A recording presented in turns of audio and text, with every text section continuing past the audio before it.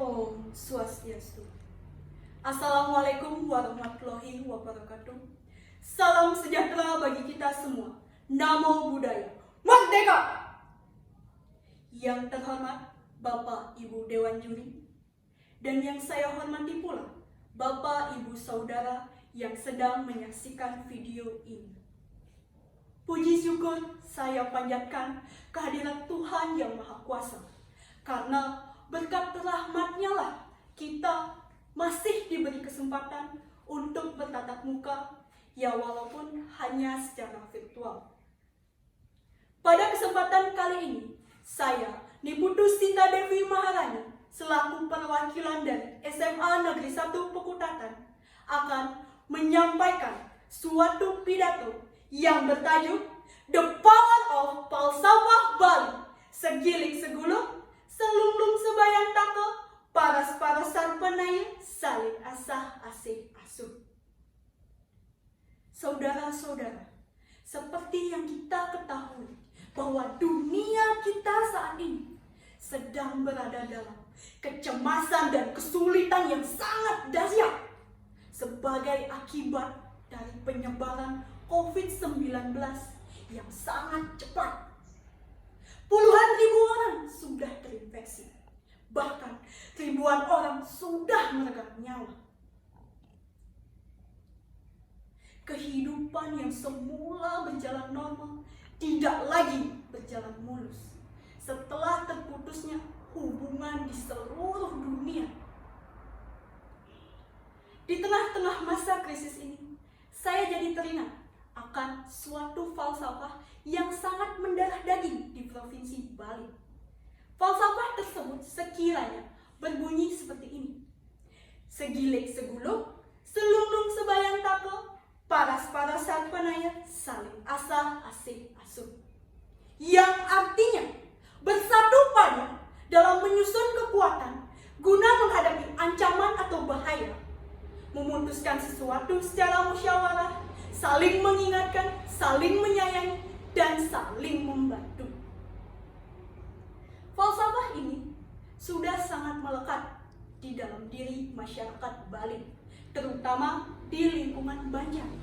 Maka tak heran jika salah satu masyarakat meminta bantuan kepada Banjar, maka Kramo Banjar akan membantunya dengan ikhlas tanpa pamrih.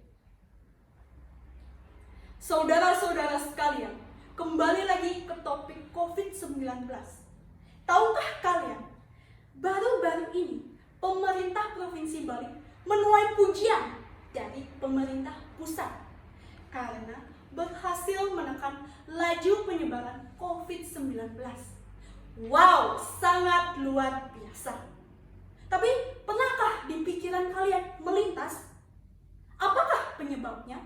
Apakah dikarenakan pemerintahnya yang pandai mengatur strategi dalam memberdayakan desa adat di Bali? Saya rasa tidak hanya kepandaian yang bermain peran di sini. Tidak peduli sepandai apapun pemerintahnya, jika kita masyarakatnya tidak mendukung, pemerintah bisa apa? Atau sama halnya, tanpa adanya dukungan dari pemerintah, baik secara moral maupun material, kita tidak akan mampu melewati masa sulit ini. Lalu mengapa strategi memberdayakan desa adat di Bali bisa berhasil? Saudara-saudaraku, selain daripada hukum adat yang mengikat kuat masyarakat di Bali, kembali lagi ke falsafah yang saya katakan di awal. Karena falsafah tersebut sudah sangat mengakar di dalam diri masyarakat Bali, itulah yang membuat sedari dini masyarakat sudah terbiasa saling bekerja sama guna mencapai tujuan tertentu. Ketika pemerintah provinsi memutuskan strategi untuk menggandeng desa adat di Bali guna sebagai upaya penanggulangan COVID-19, tidak hanya perangkat desa yang bekerja, tidak hanya pecalang, babinsa, atau satuan keamanan lainnya yang berjaga di setiap pintu masuk desa. Tidak hanya kepala desa yang berkoar-koar kepada masyarakatnya untuk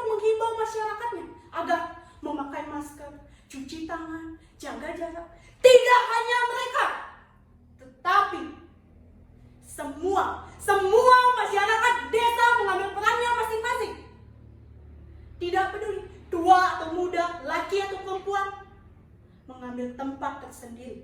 Dimulai dari dengan diam di rumah saja, atau ikut mengambil peran aktif seperti yang dilakukan para remaja di setiap banjar, atau biasa disebut seketrune-truni. Contoh realnya adalah mereka ikut membantu berjaga di setiap pintu masuk desa, ikut menghimbau masyarakat agar menaati protokol-protokol kesehatan, menyemprotkan disinfektan ke rumah-rumah warga, dan masih banyak lagi. Jadi saudara-saudaraku, sudahkah kalian mendapat kesimpulannya? Kebersamaan, itulah kesimpulannya.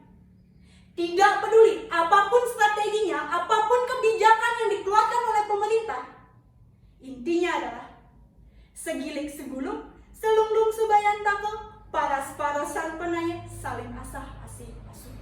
Semua stakeholder harus bersatu padu kita hadapi wabah ini, saling mengingatkan, saling membantu, dan saling menyayangi.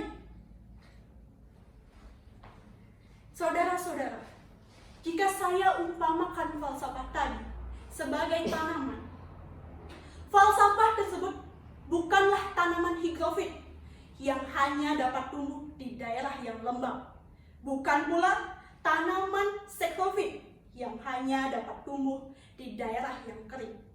Tetapi falsafah tersebut saya umpamakan sebagai tanaman langka yang dapat hidup di daerah mana saja, di seluruh provinsi di Indonesia, tidak hanya di Bali, dan dapat mengakar di dalam diri siapa saja.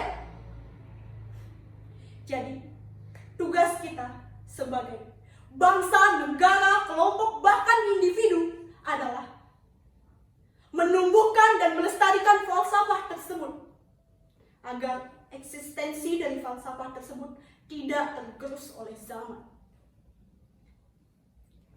Satu hal lagi saudara-saudaraku, saya sangat setuju dengan perkataan salah satu pelawak ternama di tanah air ini. Beliau berkata bahwa yang dibutuhkan Indonesia saat ini bukan kartu sembako, bukan pula kartu prakerja, bukan pula kartu Indonesia Pintar, dan bukan pula kartu Indonesia Sehat. Tetapi yang dibutuhkan Indonesia sekarang adalah kartu Indonesia Sadar. Jadi, untuk saudara-saudaraku yang masih belum menaati protokol-protokol kesehatan, mulai detik ini, marilah kita samakan frekuensi, kita reduksi perbedaan yang ada. Nyatakan perang pada COVID-19. Ya, terima kasih. Itu saja yang bisa saya sampaikan. Semoga masa krisis ini cepat berlalu. Dan mohon maaf atas kekurangan ketika saya menyampaikannya. Saya akhiri dengan Om Santi Santi Santi Om. Wassalamualaikum warahmatullahi wabarakatuh. Namo Buddhaya.